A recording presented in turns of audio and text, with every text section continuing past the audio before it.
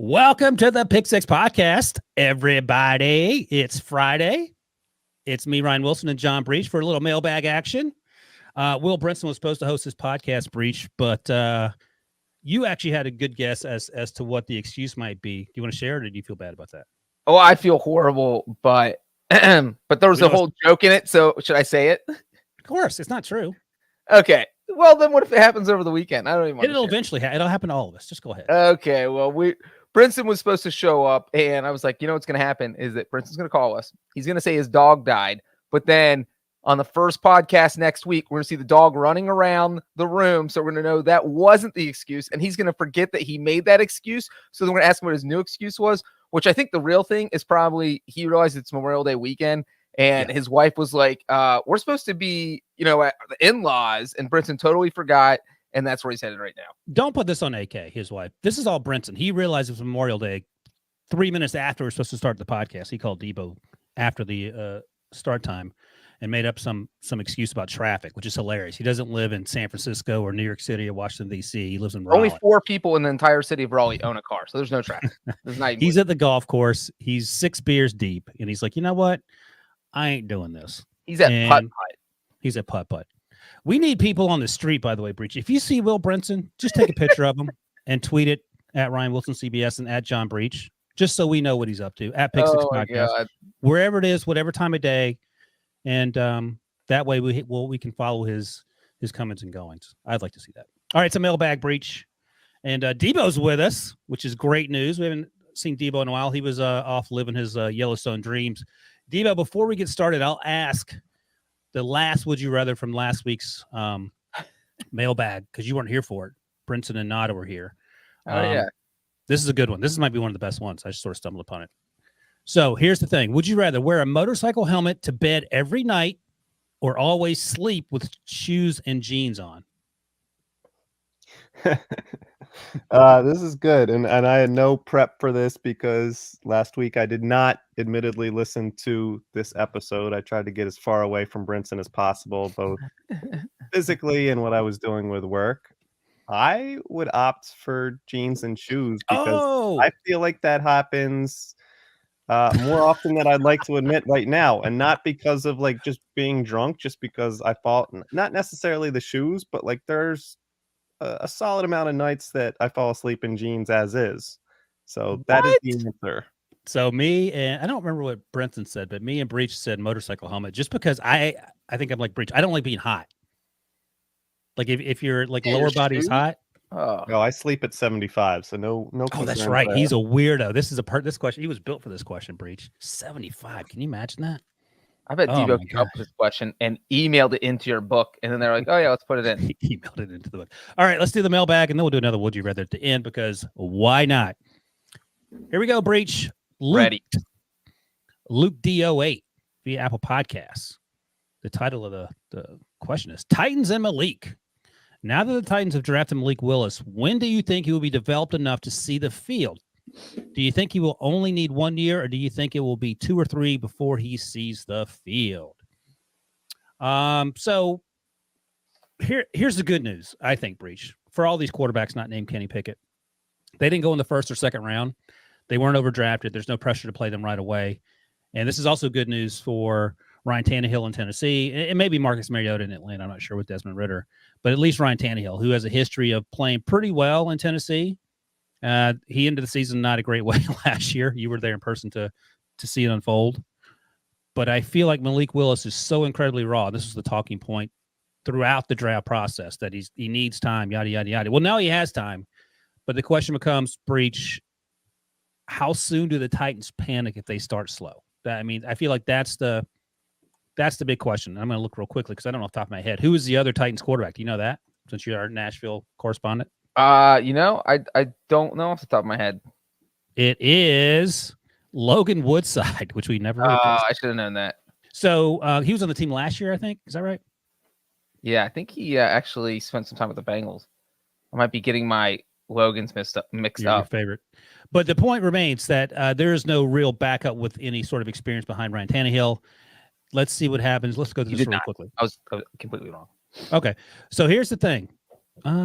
okay, this is a doable start if you're the Titans in terms of Ryan Tannehill not being forced off the field for being not great. So they host the just for Giants. reference, I'm done. Keep going. I was thinking of Logan Wilson. I got my Logan W's mixed up. Oh yeah, Logan Wilson, Wyoming linebacker. Who was not a quarterback. Who was not a quarterback. No, close though. Quarterback of the defense, linebacker. So they start with New York Giants. The Titans do at home. That feels like a win. There's a lot of moving parts in New York that I don't know that team will be settled on in week 1. Then you're at Buffalo. I mean, probably what, a 15-20% chance they win that game? Yeah, but I mean, they beat them last year when everybody thought they were going to lose. All right, well, let's just go through it. Giants, they win. The Bill at Buffalo. What are you doing? I'll say loss because it's at Buffalo. Then you host the Raiders. I'll say win. At Indianapolis. I'll say loss. At Washington. Win. All right, then you get to your bye. So at that point, you're, what are you, 3-2? 3-2. 2, 3, 4. Yeah. So, I mean, Tannehill's not going anywhere. No. And then after that, this feels, so the Colts again. So maybe they split with the Colts. At Houston, you feel like they probably win that game. At Kansas City, they lose that game. They host Denver. Probably what do you think happens there? Loss? Yeah. All right. At Green Bay. Probably a loss. Then the Bengals. The Green Bay game's on a short week. It's on a Thursday. And then they host Cincinnati in the rematch of the AFC. And I don't know. I feel like a loss but I'm a homer. I'm a double homer because I live in Nashville, but I like the Titans and the Bengals. I don't know. I feel like the Bengals. Well, I mean, I feel like the Titans would have won the playoff game if Tannehill didn't throw 3 interceptions. That 2 of them were just horrible throws. It's not like the Bengals played any. Well, he still made the throws. Well, let's do it this way. Cincinnati and Philadelphia, probably reasonably expect they go 1-1. Yes. So, and then you get to Jacksonville, and then the Chargers. So things do get tough after the bye, but I still don't think they get to the point where it's so tough that 7, 8, 9, 10 weeks into the season, you're going to trot Malik Willis out there, who is still going to be incredibly raw. He's just going to have taken second team snaps over the month and a half, 2 months. What do you think about any chance of seeing Malik Willis in year 1, assuming that Ryan Tannehill stays healthy? Yeah, I think that ideally the Titans would not want Malik Willis playing in year 1 because that means everything has gone south. The season is falling apart. I mean, you're talking about a team that was the number 1 seed last year. And I don't think that Willis sees the field unless Tannehill gets injured or the season absolutely implodes. We talked about the first 5 games before the bye, kind of had them going 3-2. If they were 1-4, 0-5, maybe Mike Vrabel says, you know what, we need to switch. We're going to pull the trigger here and put Malik Willis in. But I do think that after the Bengals game, after that 3 interception game by Tannehill in the playoffs, that Vrabel and I feel like the front office, they kind of mentally said, all right, we need to start looking for a replacement because this guy probably isn't getting us to the Super Bowl. So I think at the coaching staff, front office, that they would love if Malik Willis is ready to be playing in his second year. So I think Tannehill absolutely plays this season, and the next season they kind of, if Willis is ready and he looks like he's developed, then try and give him the starting job. But like you said, it's a 3rd round pick, so there's no loss here. If he doesn't end up winning the starting job, if he doesn't end up turning into a good quarterback or even a starting quarterback, it's not a huge loss because it's a 3rd round pick, not a 1st round pick or even a 2nd round pick. Yeah, 85 players went before Malik Willis, and that includes Treylon Burks, who the Titans drafted after sending A.J. Brown to Philadelphia. Then they got Roger McCreary at the 35th pick. Cornerback, which feels a need, and then they got Nicholas Petit-Frere, the offensive tackle at Ohio State, earlier in the 3rd round. All needs comparable to or greater than quarterback. I feel like Tannehill has 1 more year left on his deal, and then they can opt out after this season, after 2023. So. And they're not going to do anything prior. I'm just looking at the dead cap numbers. Yeah, so they have 1 more year into the deal. So the timing feels about right for Malik Willis. And you also have to remember that Jordan Love didn't play year 1. He started the Kansas City game when that's when Aaron Rodgers had COVID, and that did not go well. And then Trey Lance played 2 games last year because Jimmy G was hurt. And Trey Lance had a finger issue, and he didn't play great either. But Mahomes I think didn't play year 1. He only played Mahomes. Yeah, Mahomes is obviously the biggest one. But in terms of those 2, the other names that I mentioned, I think Mahomes is going to be a no-brainer when I finish the sentence. But the other 2, I think you would probably argue that they were better quarterbacks coming out. Like no one would dispute that they weren't more highly rated than Malik Willis, and that bore itself out once the draft actually unfolded. So I think I'm with you. 2020. Wait, who'd you mention besides Trey Lance? Jordan Love. Well, and that's the other thing is that, and that's goes a long way to there's not as much pressure on Malik Willis. With Jordan Love, you traded up and you made your starting quarterback mad. With the 49ers, you gave away a bundle of picks to trade up and get him. So there's all this pressure. You almost have to start these guys. But with Malik Willis, that pressure is just not there. So that's a good thing for the Titans and for Malik Willis and probably for Ryan Tannehill. All right, let's do this real quick before we move on. Let's rank which rookie quarterbacks play in the order in which they play. So let me go find it real quick. We know that 20th overall was your favorite player, the player that is better than Joe Burrow as we sit here. Wait, what the heck am I looking at here? Oh, hold on. I got the wrong gear for the quarterbacks. There we go. All right, so Wilson host on a whim. I know, right? So Kenny Pickett went 20th. We know that. And then, so rank them. Kenny Pickett, Des Ridder, Malik Willis, Matt Corral. We'll stop there. Oh, and then we'll do Sam Howell, who somehow got drafted after Bailey Zappi. So Kenny Pickett, Des Ridder, Malik Willis, Matt Corral. If you want to throw in Bailey Zappi, go ahead. And then Sam Howell. You know what? I'm going to say Desmond Ridder first. Over Kenny Pickett. Over Kenny Pickett. Wow. Okay. No, I can buy that. Well, my reasoning, exactly. I think that Mariota is injury prone. And that doesn't mean he's going to get injured this year, but that means that, or it doesn't mean he's going to sustain like a long-term injury, but he might get banged up early in the season. Because every time we've seen him on the field, he just gets injured. And if he just misses a week, boom, Desmond Ridder's your starting quarterback. So I don't think any of these guys will start week one. So it's going to be a situation where your team either has to be bad or the starting quarterback gets injured. And if you combine those two things, I feel like Ridder has the best shot. Okay. No, I buy that. And Marcus Mariota hasn't started a football game since 2019. All right. Right. Who do you have? Pickett? I was leaning towards Pickett just because they have so much invested in him. I want Trubisky to play well, which is a huge ask.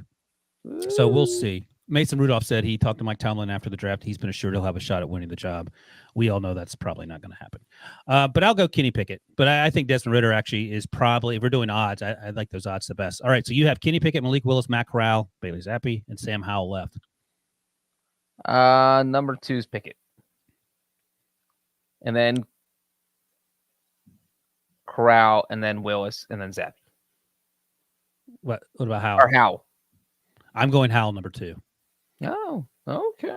Well, I know Debo doesn't want to hear this, but I don't expect. Why would things be better in Washington for Carson Wentz than they were in Indianapolis? Well, I'm not saying that, but Howell has to, I feel like, jump 2 quarterbacks because Taylor Heineke's there too. Yeah, that's a good point. They might not be as likely to put him in, even if something happens to Carson Wentz. For some reason, I think that Sam Darnold's not going to be truly terrible. Like, he'll be average. I mean, that should be an idiot. So then Corral just has to be slightly above average to get in. Yeah, and obviously Matt Corral, he was my number 1 quarterback, and he went quarterback number 4. So we'll see. All right. Good question. Thank you very much, Luke D08. Yeah, Luke. All right. I am AB Turner on the Twitter machine. Pretty simple, Breech. 4 words. Can the Rams repeat? I have a 1-word answer. No.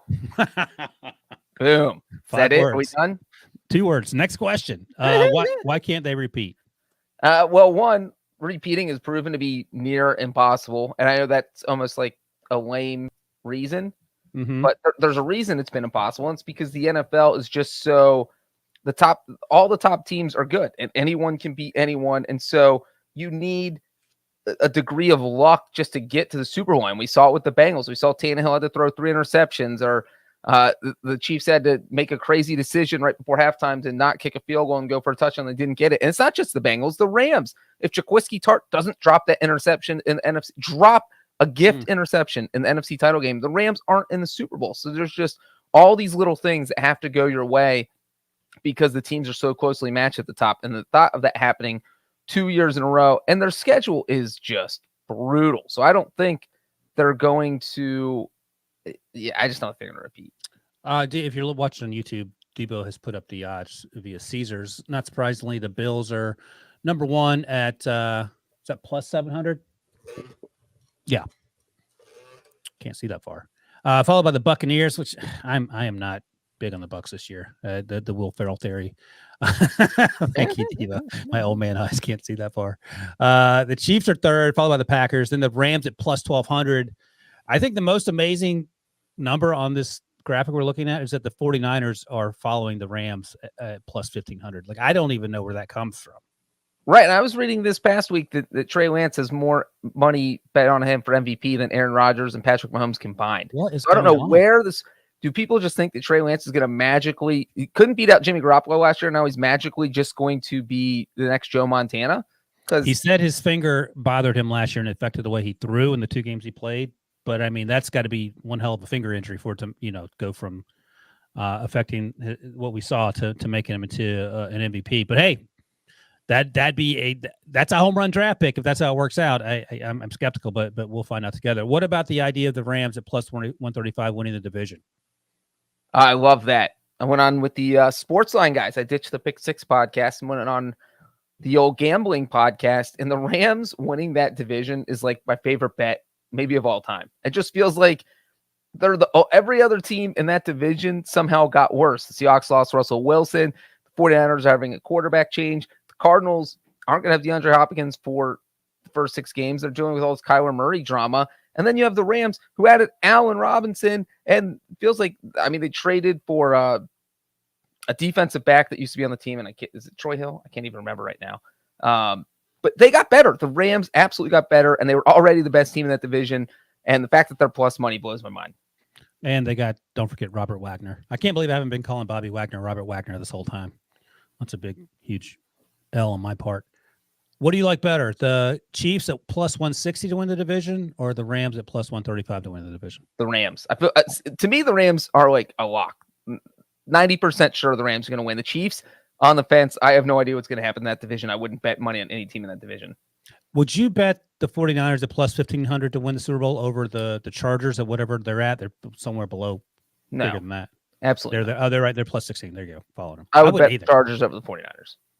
Keep scrolling, Debo. I need to go. I'm going to see how far down I have to go before I would take the 49ers. Well, there's Bengals at 22-1. Why are the Browns above the Bengals? I would take the 49ers after the Ravens, who are at plus 2,200. I would take the Colts over the 49ers. I think I would too at plus 25. And now we're getting into We've the reached range. The line. Plus 3,000 I would feels. probably even take the Titans over the 49ers. But I think this is the range. The Cardinals, Titans, Dolphins are plus 3,000. I don't know what's going on with the 49ers. Are people betting the 49ers plus 1,500? It doesn't make any sense. It doesn't. All right. I mean, they made it to the NFC title game last year. So maybe people are feeling like if Trey Lance is that small step above Jimmy, they only need to take a small step forward. But man. That is true. It is amazing that they went to the NFC Championship game. That gets lost in the conversation because of, people like Brinson just talking up Matthew Stafford as a Hall of Famer when, as you've noted, they were one play away from it being truly a disastrous end of that season. All right. I am A.B. Turner. There's your answer. One word plus many more to follow. So you do not think the Rams are going to repeat? No. Okay. No, I think it's going to be an AFC team, I think, because they have so many more to choose from. All right. From Spinny G. He's driving through Ohio this weekend, Breech. I'm assuming Spinny's a boy, a man. Maybe it's a woman. Spinny is driving through Ohio this weekend. How many cans of Skyline chili does he need to purchase to fill a bathtub up to Breech's neck? Now, the question is, are you taking it in the baby bath or are you taking it in the adult bath? Well, the adult bath. Chili baths, you got to go all out. You can't do the baby bath of. What was again? Why'd you say you'd take a chili bath if the Bengals won the Super Bowl? Oh, we came close to a chili bath. I would have bought all the chili and we would have streamed this thing. I know that nobody wants to see me in a bathtub, but it would have happened. Here's the caveat. I'm in no room to make demands on people keeping their bets, but it would have to be like right off the pot temperature chili, like 180 degrees or whatever. Yeah, I want all my bodily functions to work after this chili bath. Remember, CJ Uzama said it like 2 weeks after I did it. He was going to take a chili bath, and then we were like, we could take a chili bath together. But none of that happened. I did the math on this though. If we're going to fill a bathtub with chili, right? How many cubic? One chili can is 15 ounces. Okay. The standard bathtub is 80 gallons, which is about 10,240 ounces. So you would need 682 cans of chili. Oh my God. You know how much a can of chili costs? It's not cheap. Wait, so you can buy a can of Skyline chili at the grocery store? You don't just have to necessarily go to the restaurant? Is that right? No, but I mean, you probably need to go to the restaurant to get a whole vat of it. That's the only way this is going to happen. What is a can of chili? I have no idea. $4, $3. It's like, I would say the cheapest I've seen it is about $4. Okay. So That's Hormel's or something, I bet. No, it's for Skyline. It's gotta be Skyline. Skyline. Yeah, that's why it's $4. You can get like cheap no brand chili for like $1.50. So if you are spending $4 per can and buying 682 cans, Ryan, $2,500. That is more than $2,700 on chili. Sweet mercy. So maybe I would do it just to see one of our listeners drop $2,700 on chili. That's the easiest GoFundMe ever. Like, just give Breech $4 to take a bath in chili. Maybe you should do like a chili hot tub. You and Uzama. Isn't that what you just said I should do? Boil the chili? I mean, that basically is what a chili hot tub is. Yeah, just getting a big. That's the big vat you jumped to, like the thing that the Joker fell into in the original Batman. All right, there we go. Breech actually did the math for you. All the math. Spinny G. So, maybe we should move on that before inflation continues to.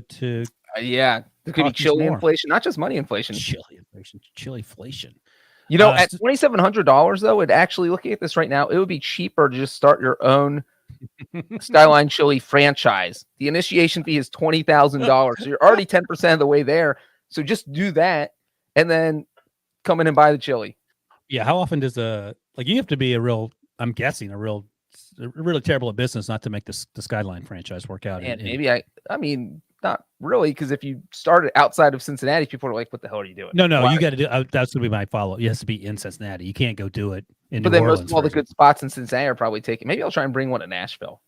Yeah, that's a great idea. And then we could host the Pick Six podcast there. You guys could fly in each week. It'd be great for business. Would we have to do it inside the chili hot tub? Yes. Do the podcast from there? All sense. Super Bowl podcasts from the chili hot. So like once a year, we do the podcast from the chili hot tub. All right.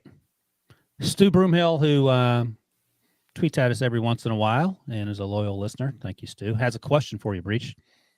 With the Queen about to clock up 70 years on the throne. Wow, that is a long time. I think she's like 96. Longer than Wilson's been alive. Barely. We were in high school together. With the Queen about to clock up 70 years on the throne, who from the world of the NFL would be best suited to replace her, aside from Prisco, of course? Keep up the good work, you guys, while irritatingly tardy. Rock. No kidding, Stu. And I'll let you guess who is chronically the culprit. Who from the NFL? This is the standard answer, but I would love to see Bill Belichick as like the face of British royalty. Yeah, I think Belichick would do it. I think Tom Brady would be a good answer because Queen Elizabeth is pretty well liked, and I feel like Brady's gotten, besides Wilson, has gotten more well liked, and he seems ageless where he'd be around forever. So you put him on the throne now, he'll be there for 50 years.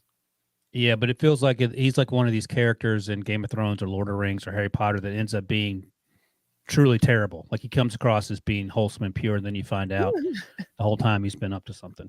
But then Belichick is like a curmudgeon who, you don't see Queen Elizabeth out in public too much anymore. And that's kind of like Belichick shows up, does his job, and then goes home and takes a nap. The difference is that like he doesn't dress up for anything.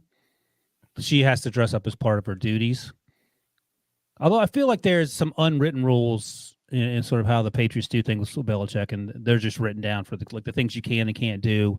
Like you can't walk in front of the Queen. You have to, curtsy. I don't know if you can't stare. I don't know if that's a real rule or not, but all those things. Can't look in her eyes, or they'll cut your head off. Can't look directly in her eyes. Belichick, you said Tom Brady. I feel like Mark Davis feels like he would be like the fourth or fifth in line to the throne. Like he has the bowl cut. He's Mark the guy Davis. He was born into money, and he's just he knows he's never going to be elevated to the throne. And then through a series of circumstances that no one saw coming, he ends up being. That movie's been made. Mark Davis would basically be King Ralph. Have you ever seen that? with John Goodman, right? Yeah, John Goodman. And so the whole royal family is having the royal portrait taken, and it starts to rain right before it at the beginning of the movie, and then the picture, and it shocks everyone, so they all die. And so they have to find the next in line on the throne, who's like the 67th person in line, and it's this guy named Ralph who lives in America, played by John Good. That's Mark Davis. That's where we are. I feel like you just saw that movie. Like you know it in such great detail. Oh my God, King Ralph. That's I like was my gonna go. favorite movie as a kid, and I don't know why it was the dumbest movie in the world. You know it. You know it by heart. I think you're gonna say King Joffrey or something. You went with King Ralph, which is much better. All right, Mark Davis. Just stay by the phone, Mark. You might be that guy. What about Goodell? Throw him in there. I feel like he's been on the throne forever. He does it just good enough that you don't really. You're accepting that he's going to be the commissioner forever. Yeah, I guess there's no real. He's always like he feels like he's like medium. He's like Mark Davis. You expect some crazy stuff from Belichick. Is sort of the other direction in terms of no affect. Roger Goodell just feels like he's like he's like an extra in King Ralph, for example. He's like one of the first guys to get electrocuted. All right, here we go. Netflix is going to see like 8% uptick in people watching King Ralph this week. I'm like, what the hell's going on? Where can I don't think you think anyone's ever tweeted this. Where can I watch King Ralph? I'm going to find out. Yeah, let's find out. I wonder if anyone's even tweeted about King Ralph. I feel like it's a movie no one's thought about in years. I don't even know. King Ralph. It was made in 1991. Oh, can I watch it on Amazon Prime or have to buy it? Oh my God, somebody did tweet it. Shout out to this guy named Alex Deller or girl. Someone named Alex Deller in March 2020. Wanted to know where they could watch King Ralph. What was the answer? No one answered. I don't think it's on Netflix. No, it's not on Netflix anymore. All right, we'll get you that answer next week. I'll watch it and I'll write up a review. And then here's a hungover person from August 2019 who said, I'm going to watch King Ralph and Dave today. What a great hangover movies. My God. How do you know they're hungover? Because they said in the tweet they were hungover. Oh, okay. Fair enough. All right, here we go. No one thought of the on Twitter for Ryan Wilson, which is me. Do you think the Steelers should allow AB to retire a Steeler? Breech, I'll put the question to you first because I like to get the opinion of people who are fans of the team in the division to see what they think. Do you think the Steelers should allow AB to retire a Steeler? I don't know if that includes him playing for any length of time, but let's assume it includes sending him to play and then letting him retire after that. You know what's crazy, and this is going to sound just absolutely nuts, is I don't think it'd be the worst thing in the world for them to sign AB if he was willing to play for like the veteran minimum. It's not like they're stacked at receiver. It would improve their position.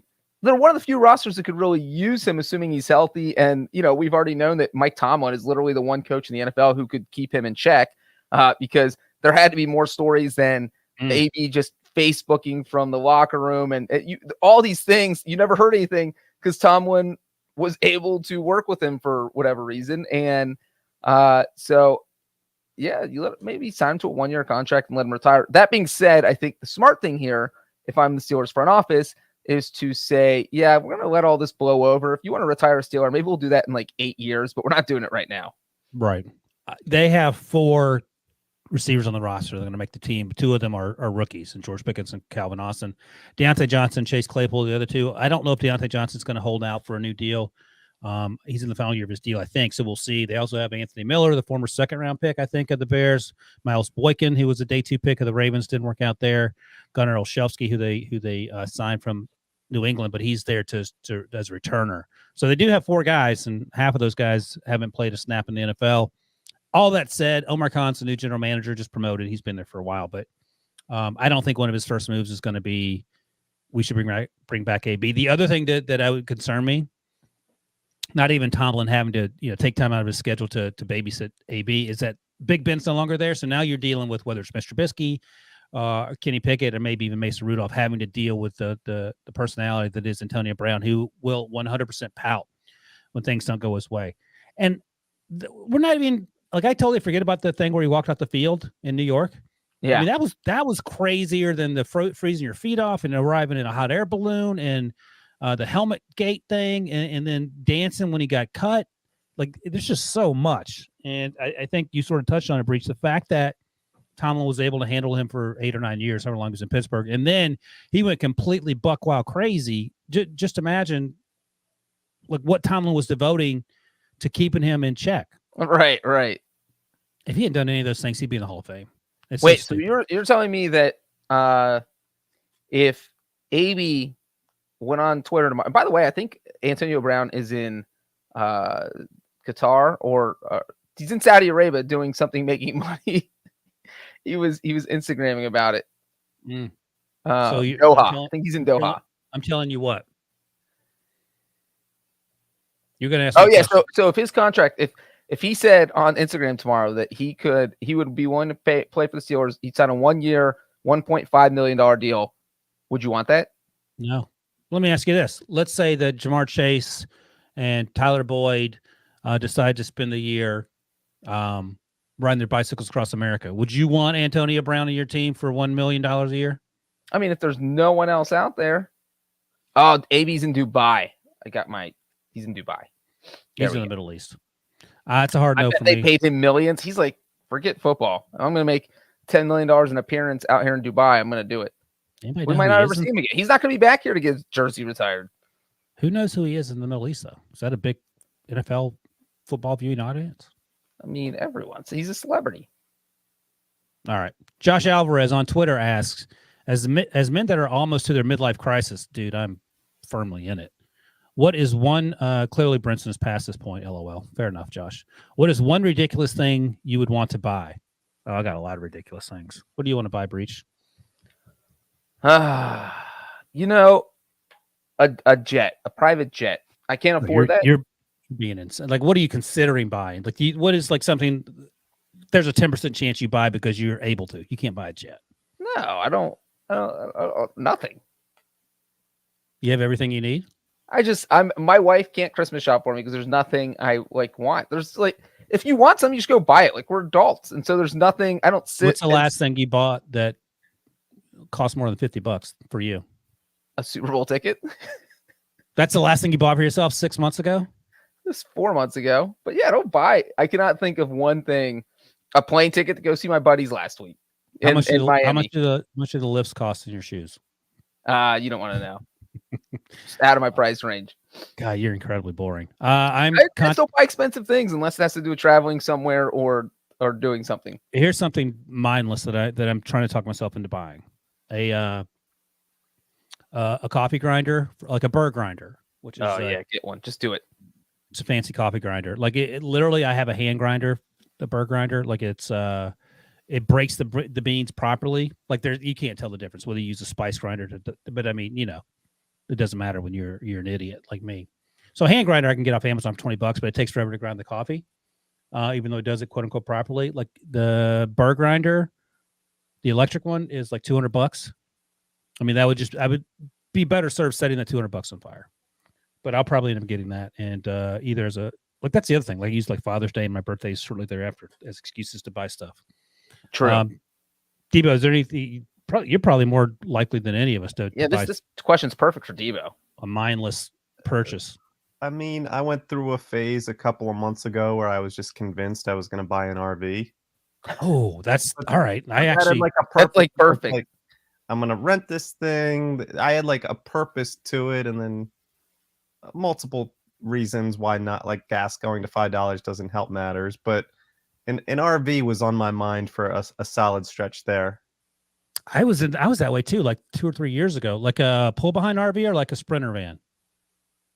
Like not a fifth wheel, but like a Class C RV. Yeah.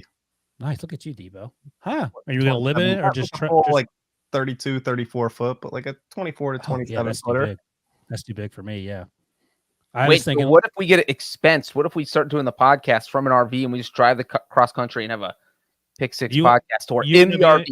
You want to be in a small space with Brinson indefinitely is what you're saying. You think Brinson's going to sleep in RV? No. Every time we stop there, he's going to find the nicest hotel. He's going to find the closest Four Seasons.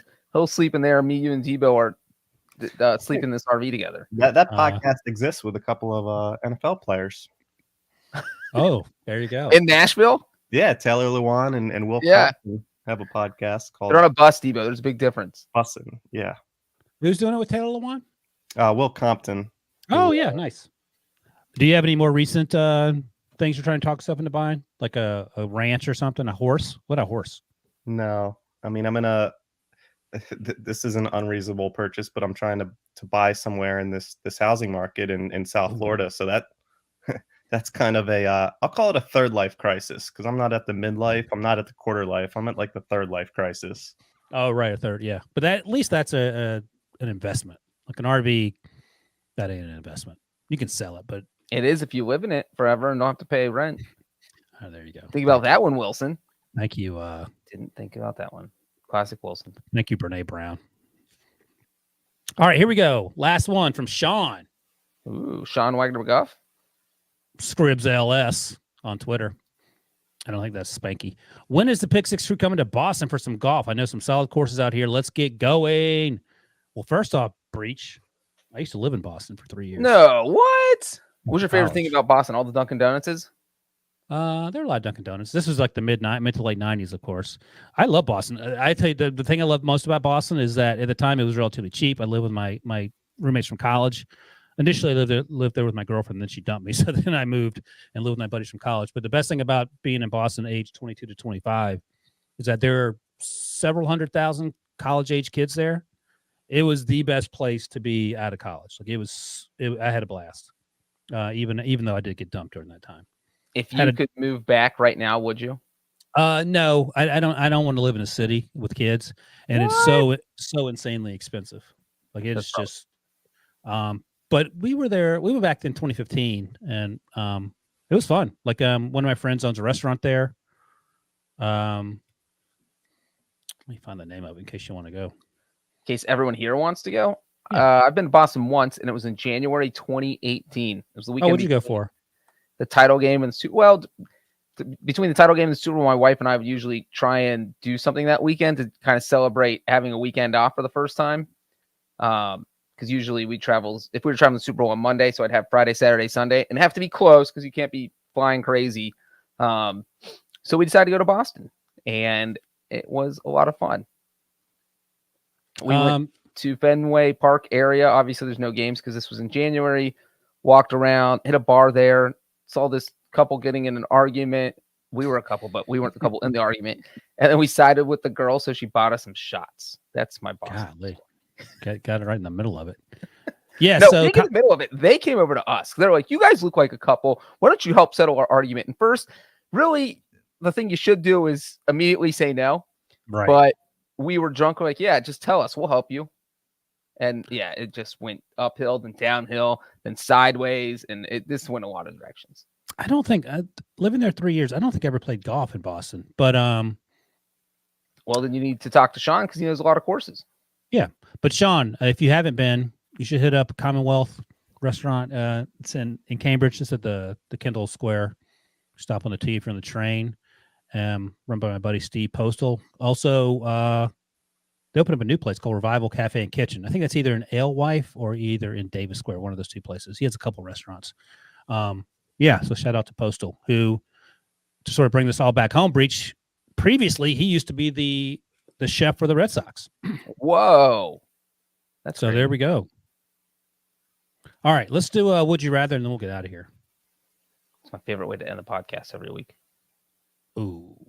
Would you rather host the show with Will Brinson, or would you rather Brinson not here and you have to host the show yourself? All right, here's the first question. Debo, do you or Breech like roller coasters? Where are you at on the roller coaster scale? I'm like an 8 out of 10 in favor of loving roller coasters. Oh, good. Okay, I'm with you. I will not go out of my way to like seek out roller coasters, but if I am at a place that has roller coasters, I will happily go on them. Okay, good. So we're all in the same boat. Okay, so here's the question. This is a good question. I'm going to add a word because I think it'll make it even more enticing. So let's assume it's like a July day in Fort Lauderdale, that type of hot, okay? And you're at the theme park. Would you rather drink 1 gallon of warm milk and then ride a roller coaster? You drink 1 gallon. How long do you have to drink the gallon, Breech? I mean, that's the question. If it's 4 hours, sure, I'll do that. Like 30 minutes. God, 10 minutes. 10. 20. No, I don't know. 20. Yeah. All right, 20. So it's a hot day, drink 1 gallon of warm milk in 20 minutes, then ride a roller coaster, or ride a roller coaster behind someone who drank 1 gallon of milk. Wait, what's the second one? So you're just betting.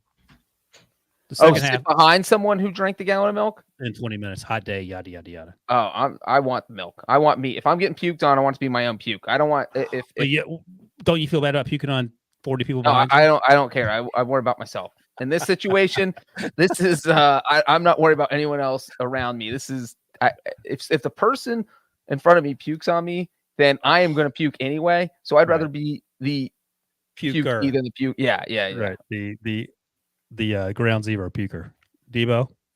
Yeah, I mean, you got to side with Breech. I don't know. What are the odds that we're putting that this person in front pukes? What are the odds that you're going to puke after? I think I didn't want to think about it. I mean, 20 minutes, anyone's puking off that. Like, you've seen people try to drink. You try to see people drink cold milk in an hour, and they'll puke their brains out for the next few days. So I hate milk. switch I don't it hate to it, but a couple hours. all right, 2 hours. That's not a long time. No, 2 hours of cold milk. Still a hot day though. it's like 75% odds, I think, minimum that is coming up. So you're just drinking it and trying to hold it down?